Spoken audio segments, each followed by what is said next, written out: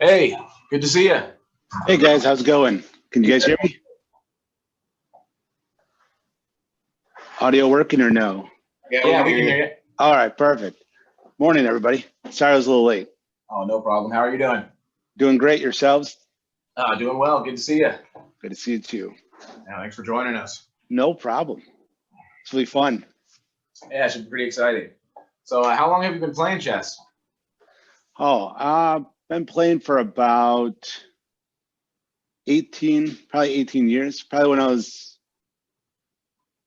still in high school, So I played at in the chess club within high school, and then on and off after that for a little bit.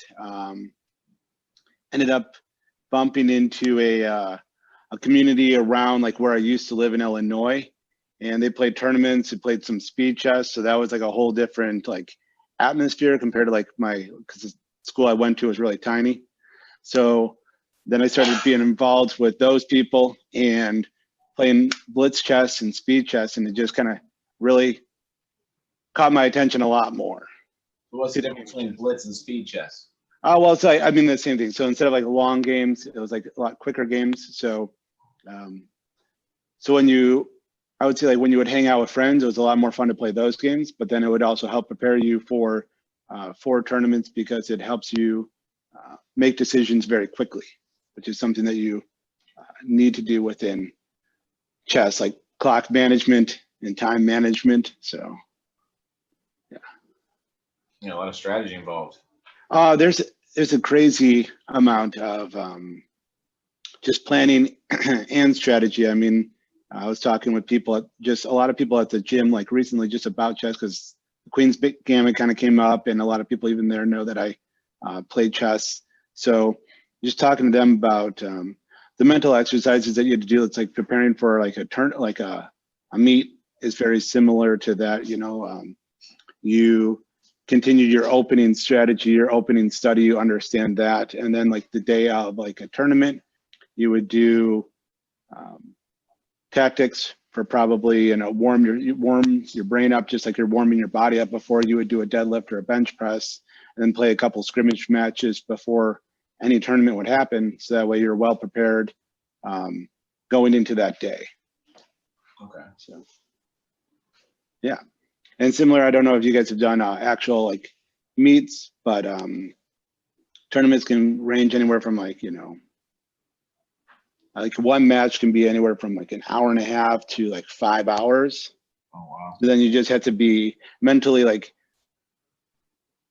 ready to have multiple like 4 or 5 hour long games, or like 4 or 5 like 2 hour long games. Oh yeah, so it's like an all day affair. So it's your brain is continually being engaged, with small breaks in between. Yeah. So yeah, we've done martial arts tournaments where your group will go up and you'll compete. You'll do whatever you're doing, your forms or your sparring or your breaking or whatever, and then you'll have to sit back for a long period of time before you can get to go again. And that whole anxiety during the wait period is pretty tough to deal with. So yeah. And absolutely. It's a lot of fun. So I think I got a lot more of it playing different styles of poker and just different structures of tournaments, whether it's a freeze out or if it's multiple buy-ins again. And it's a whole different atmosphere if you're playing 3 hours or if you're in it for 180 people tournament where you're going to be playing 12 hours possibly that day. Right. It's a complete mental grind because you got to be thinking almost not every single hand, because I used to do poker myself, but it's pretty close. You know what I mean? It's just, though it's something you really enjoy, it's equally like it's surprisingly draining on people compared to, like go to the gym, lift weights, like, oh, okay, you're expending energy. It makes sense. But then people think like, oh, sitting on a chair over a chessboard, how is that draining? It's like, all right, try to like mentally beat the person on your other side, who's equal level that you are, Exactly. So. Even when people think, oh, you're not in every hand in poker, but if you're not watching other hands that you're out of, you're never going to get a read on your opponents and how they play based on, seeing them play against other players at the table when you're not even present in a hand. It's going to help you beneficially, exponentially when you can be like, well, this guy's played his last 6 hands this way against other opponents. I probably know what he has. Right. And so that, I mean, So obviously chess has a whole different, like, unlimited amount of openings. But most people, when they're young or when they start learning, they learn a style that they like to play in chess. You know, they realize, oh, I actually am really good at attacking. I have no idea how to attack, or I like positions X, Y, and Z. So the nice thing is once you are within, I would say, somewhat of a small community, like even Illinois, which I play most of my chess there, like there's a lot of people, but then there's people within your own bracket that you would kind of play more often than not. So then you just know there are openings that they would prefer to play. So it's kind of actually easy to prepare against a person. So maybe the same in martial arts as you would, like, okay, I know that this person might try to grapple this way or this or that. Similarly, like, okay, this person plays a French defense every single time I move my e4, my pawn to e4 is white. So how am I gonna either not go into that opening, or where do I beat them in their own preparation? So exactly, we think a lot about geometric positioning. If someone favors, say, their front leg, or they favor a certain type of kick, how you move around it and counter that attack and get in and be able to make your strike. So right, very similar tactics, I'd imagine. Oh, it's extremely similar. So you just have to play to, like you're saying, just play to your strengths, which is like just vastly different, you know, which is something I learned with because recently I have a trainer helping me do just for deadlift, powerlifting, or deadlift, squats, and bench, because I plan on doing like a meet in June. It'll be like the first time I'm ever doing like a professional meet, for not a professional, but going to one. An official powerlifting. Yeah. Cool. And I didn't know how different people's squats were from one person to another. I just thought there was like basically, you know, high bar, then have like the power stance, and it's either your A or B. Yeah, I know. And it And it's like, so I was like, holy cow, like everyone says like one off from each other, and it's like, oh, this is so like. And I had such a hard time with my own squat for the longest time, because I was trying to fit. I'm like, all right, I'm either doing this or I'm doing this, and like my body wasn't built for either one of those. So I was like, oh, I can never squat. You know what I mean? Like it's so hard to reach the depth. So like with his help, I have my own version of like how I squat, and it's very simple. So now it's like become a lot easier, a lot more enjoyable. So yeah. Absolutely. Yeah. When they can teach you to work with your own body, that's a whole lot better. Sure. Yeah, it helps so much. Yeah. So tell us a little bit about your grip experience. You used to be a steel worker? Yeah, I used to do a sheet metal worker. Yeah. So my dad, he had owned his sheet metal company. So I started off when I was 14, 15, you know, working for him. It was a non-union company. So, I mean, starting off early, learning to trade. And that was like my grip and my forearm were always one thing that was like above and beyond for any other like lift that I would do. Like, let's just say like I could bench 160. I could probably forearm curl almost as much as I could bench, you know, just because I'm cutting gauge sheet metal every single day.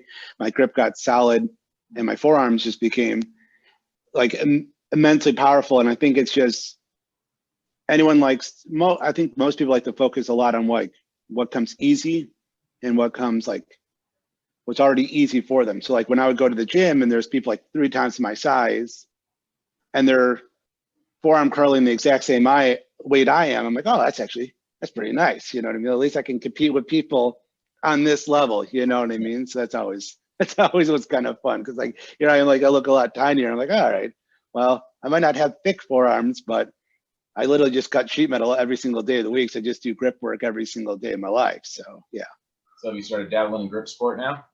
I have. I just sent you guys a picture of just some stuff I got off of. I got a grip wrench or a wrist wrench, a loading pin, and I'm going to try out both that, the golden potato today. So that will be fun. Been doing a lot of even arm wrestling, like cupping practice work with a 3-inch handle around like a swivel bar. So I'll set up a bench, put in like they have like a jump pad, and then I'll just work on just like the whole cupping just for the forearm right there. I've been doing that like almost every other day, like the last 5-6 days. You plan on competing in? It's something that it's also sparking my interest. Like I might be making a board with my own mechanical shop and at the company I work with. So I was going to make one for just me. And then they're like, well, maybe we want to make one and we'll do like a shop versus like fitters for sheet metal arm wrestling competition. I'm like, Cool. all right, there we go. That'll be fun, you know? So We'll find some monsters in that. yeah. So I'm like trying to like research as much like YouTube strategy as I can to get any kind of like advantage. Cause I mean, these guys are all like trade workers are most of the time naturally much larger people by nature, just because you're moving around crap every single day, all day long. So trying to work on the strategy and just see all the actual technique, because it's so much different. Like once you really like look into it, you know. So like once you look into the sport and what, like at least a lot of things that I thought would be common, like what I thought you would do, like, you know, when you grip somebody's arm, you're just going to just like lead into it and try to pin them down. It's like, that's the opposite of what you want to do. You want to stay as close to the table as possible, because once you get to here and you're leaning back, you have no more leverage. And I was like, wow, that never would have came in my brain, like ever, you know what I mean? So, yeah, we're really surprised at how much physics is involved with several aspects of grip as well. Bending specifically, it's basically just a physics problem. You know? And like, I've been looking at you guys doing like the steel and nail bending, and I'm like, all right, what do you guys buy to grips? That way your hands don't get ripped up. And then how does someone think, I'm going to buy this piece of steel and I'm just going to bend it? And does it create strength, or is it a cool party trick? You know what I mean? Like where is that one at? Because it's something I was like, I've been interested in, because you guys do it. Mike Wilfong does it, and he's a coworker of mine. So I'm like, all right, maybe this is something I might dabble in the future, but I'm like, what is it? Yeah, I don't think I would use it for building strength. Okay. But I definitely think it can showcase your wrist strength, which is Okay. really cool. You have to have good wrist strength to do it, but it's definitely a little bit of a trick. And if you listen to like the steel bending podcast, they'll talk about how it's kind of a little bit of a trick. Okay. But it also definitely, by trick, I mean you can do it with technique. If someone can show you the right technique to do it, you can do it without having trained and having a whole lot of strength. Right. So that's why you see some small guys that can monster some big steel and some big guys that struggle with it. They just don't have the technique, and they're not able to get in the right position. So and it may not transfer that big into real world application. But the braced bending, like the longer bars that they bend around their body and whatnot, that stuff, I think that transfers into real world strength quite a bit, especially if you're a grappler or you're dealing with handling people or whatever. That definitely seems like it would for sure. Okay. Okay, so I think we should get into our blitz of questions here. Okay, hit me. All righty. All right. So who inspired you in chess?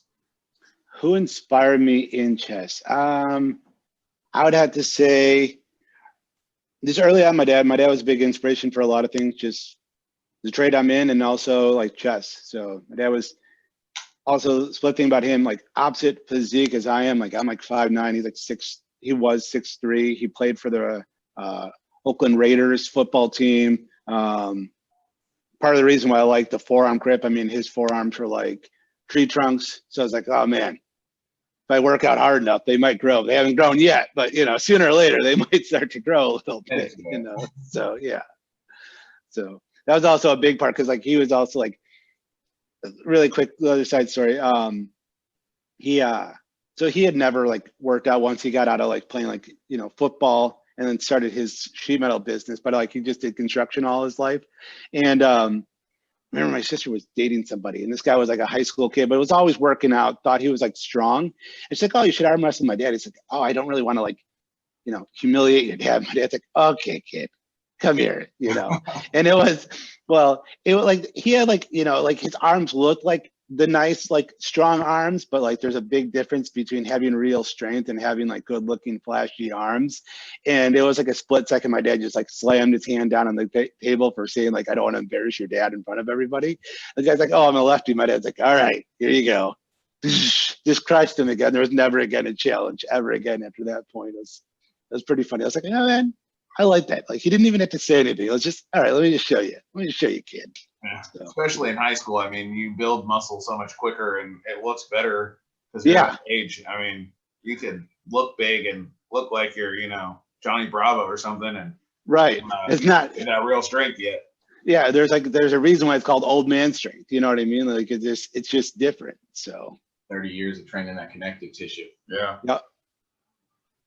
So, what are your favorite places to play chess? Lately, we've been doing a lot of pubs here in Portland. I actually enjoy playing in the pub a lot. It's just fun.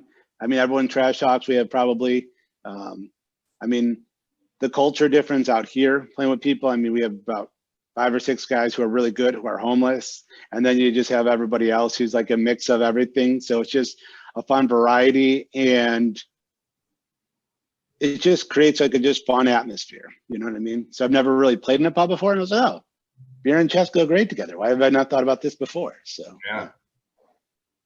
killing brain cells and then trying to use the remaining ones to beat somebody. Exactly. So There you go. yeah, Like chess boxing. yeah, exactly. I've always thought that like that was interesting though. As there's a like on one of the feeds of Instagram, the guy was arm wrestling somebody and just holding somebody and then playing chess, and I was like, all right, that's pretty impressive right there. Cool. Like the other guy was like struggling. He was just this huge dude, and he's like playing chess against somebody while arm wrestling the other guy. That's awesome. And I'm sure Yeah. when you're talking about, there's 5 or 6 good homeless guys and a mix of everybody, I'm sure there's just great stories around the chessboard too, especially in, area like Portland where there's just such a big population of different kind of people. It is. And like, I think that's a cool thing about chess. So I've been to I've lived in a couple different countries itself, and like the Philippines and then in other areas. And obviously I don't speak Filipino and other places. And I was always able to play chess with people, not knowing a language. And it's just a common thing that can bring people that cannot talk to each other, have the same passion, and then just can enjoy the game, enjoy an experience with that person. So that aspect is something that I love about chess, is that it is universal. Like I can go anywhere. Like when I was 30, I went to Greece. I looked up chess clubs in Greece. I went there, can't speak Greek, played chess for about 6 hours with people. It was amazing. It was just fun. It was just a good time. So That's awesome. Yeah. So, how do you like to relax when you're not playing chess? I'm a huge fan of cigars. I'm a cigar aficionado, and I relax that way. And also just working out. Me and my wife, we go hiking through the gorge pretty much a couple times a month. So trying to find new trails and stuff like that, staying active. So, What are some of your favorite trails? I like Mitchell Point. I know it's short, but it does offer a pretty cool view of the gorge once you get to the top. And I also like Tom, Dick, and Harry once you get close to Mount Hood. It's a fun little mountain over there. So, Okay. yeah. Awesome. So do you have hobbies outside of chess? Obviously, you're talking about a couple, but go ahead and describe them and any ones you haven't touched on.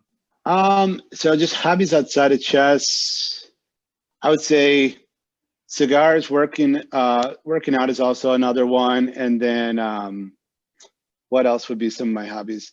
I built an axe board in my backyard because I thought that was fun. I did that at a pub here, and I was like, you know what? Instead of paying a half an hour for me and my wife to throw an axe or $30 to throw an axe for a half an hour, how about I just build one? So I built one in our backyard. We have like a net that it keeps around it and stuff like that. So it's pretty fun. So that's like a mini hobby that we do as well. So That's awesome. I actually got my son into hatchet throwing.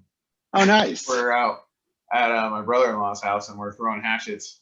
That's awesome. Yeah, so he has a lot It is really fun though, you know what I mean? So, and then if you put spray paint like little dots around there and have those be like extra points, and like the area around it be like negative points, it makes it a lot more of a challenge. So yeah, definitely. So how do you physically prepare for a challenging match or a tournament? Physically, I mean, back then I was trying to run a little bit more just to get natural endurance, just to get used to sustaining at a level for a while. Like I would try to jog or whatever for a couple hours, you know, like nothing like fast because I'm not a runner, but at least just something to keep my body used to that activity for 30, 40, 90 minutes, you know. So if you're in a 90-minute match, that means I have 90 minutes and you have 90 minutes. So it's a long time to play a single game. So you just have to just be mentally just prepared for it. And then I would say, like, even on my own chess, like Chess Life, like the week before, like a big tournament, do a lot of online tournaments because there's a lot of good chess sites out there that you can play online for. So just play a lot of tournaments, get the grind in, get used to it, get prepared, get yourself mentally prepared. So. Yeah. That's a different question I actually wanted to bring up. A lot of people that play online, so they have trouble for switching from online to playing in person. They see the board differently. How do you overcome that? It is true, and I actually do it the other way. Like I can see stuff on the board easier than I can. I think it's just almost just a perception of how you see it. You see it so like 2D, where you're just marching so you can see your end. So you're almost looking at the grid instead of it looking this way, so you can just see your, like, the knight jumps moves maybe potentially easier. I don't know how others overcome that. I know it's hard for me to transfer into, it was actually hard for me to transfer into online play because I played mostly live and then I switched to online. So it's actually very hard for me to focus on the whole screen as one. And you bring up a good point. Like there's actually, like, you'll see if you would watch like even high chess tournament games between high grandmasters, a lot of times there'll be like, you know, like a projector of like the screen up there, and you'll actually see some of the guys studying their position, looking at their position on the board instead of on the screen, because it's easier just to look at it on a flat just for geometrically. So, okay. Yeah. Awesome. Yeah, because I know during the quarantine, a lot of people that are jumping into chess because of like Queen's Gambit, like you said, they're having to do it online. Yeah. So some of them then go and play a live game, and they're saying, "Oh, it's a lot different." Oh, it's completely different. You also like it because, I mean, you make a move with a mouse, and it's a fraction of a second, right? You just grab the piece, move it. But, you know, just even moving just the pieces in general and all that, it just takes, like, your time is also shrinking because of that itself too. So, because in online games, you can pre-move moves. So you can almost burn no time at all. You can't pre-move a move in chess. You know, you can't. Oh, okay, that makes sense. Yeah. So that's a couple of the small things. So.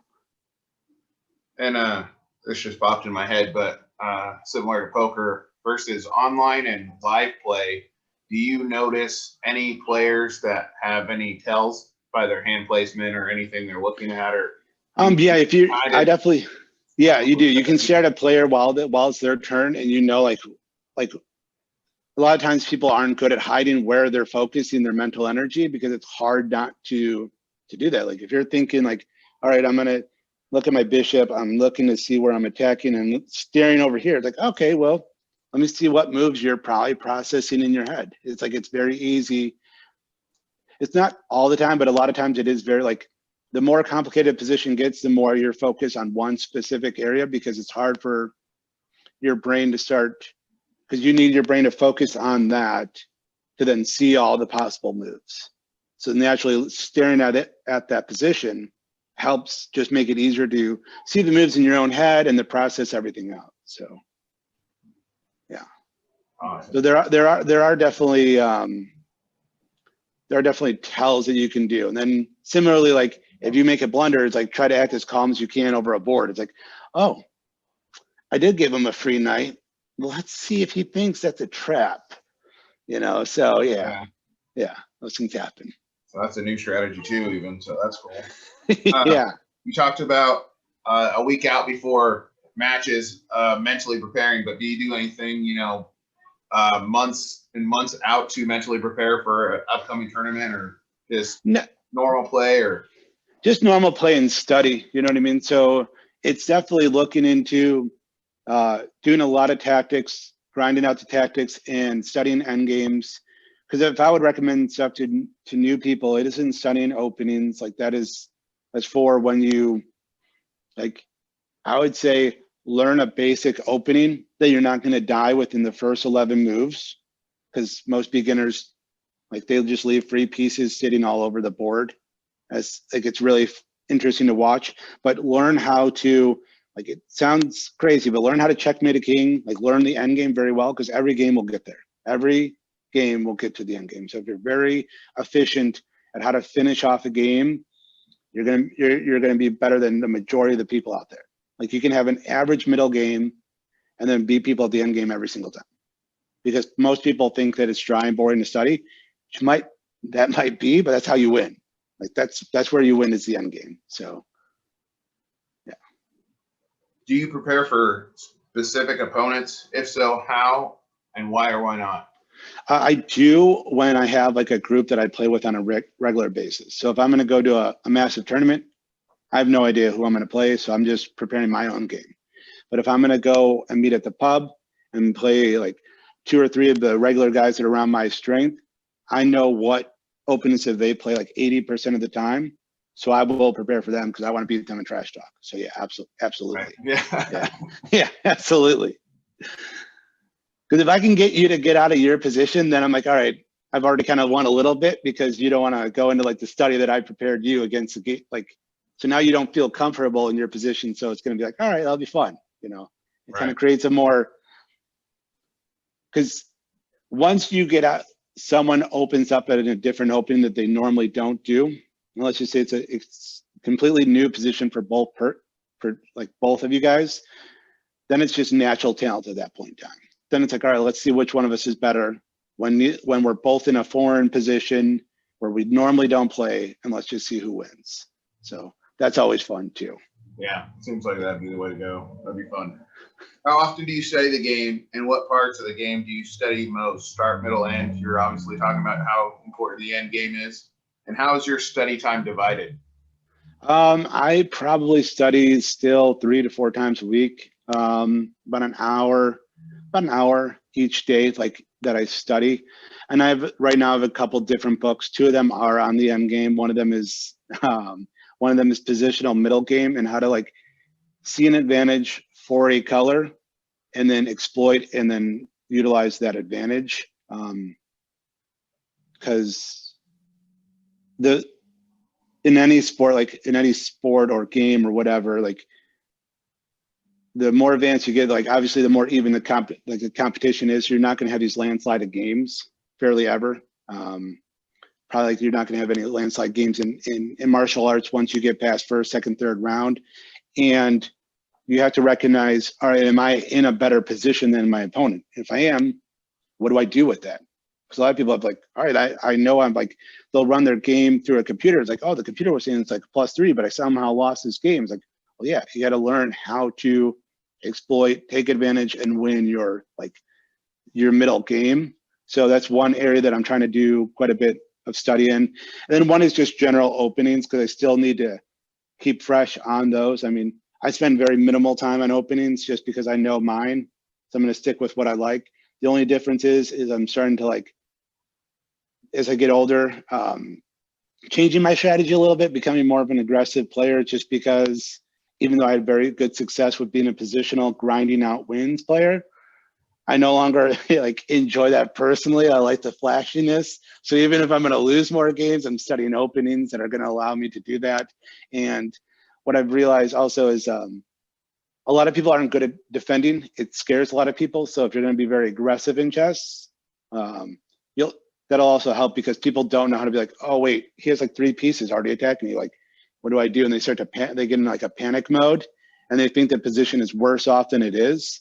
So yeah, because when you're getting last quick side, sorry, when you're getting attacked in chess, it's very easy to let that psychological warfare kind of like actually impact you. It's like you see all these, you can start to see imaginary threats and be like, oh, they're already winning. Like I'm already like destroyed, when it's not actually the case at all. So I've actually had a couple of those incidents on myself where I feared what wasn't even happening. So it's like, oh, okay. Yeah, that happens in martial arts all the time. Somebody has a really good guard and you can't get in on them, and you're thinking, well, I've lost this. They're too tight. there's nothing I can do. Right. Kind of thing. Absolutely. Yeah. I mean, I see in martial arts and chess, you're talking, I mean, even poker, a lot of people that start playing the bully when they're chip lead, and then these small stacks start thinking, oh, I'm in trouble. And really, they're only like 1 or 2 double ups away from actually being able to push them back around and gain position. You see it all the time. They just start folding good hands, and they start letting the person bully them even more, even though they're not they might not be that strong as they perceive them to be. Yep. Yeah, that chip stack can really mess with you. It really, like, it just like, you just look over there, it's like, well, shoot, man, that's intimidating, you know, and you just see all these pieces on your side of the board and none of your pieces that are on their side of the board. It's like, what am I doing wrong here? What's this is not good. This is not good. So yeah. Let's take a quick intermission. We're at 10:39. Yeah, so we will take a okay. 5-minute intermission real We'll quick. send you a link to the meeting starting at 10:45, and we'll wrap this up then. All right, sounds great. Thanks, guys. Okay, guys, we'll Yeah. see you in 5 minutes. Awesome.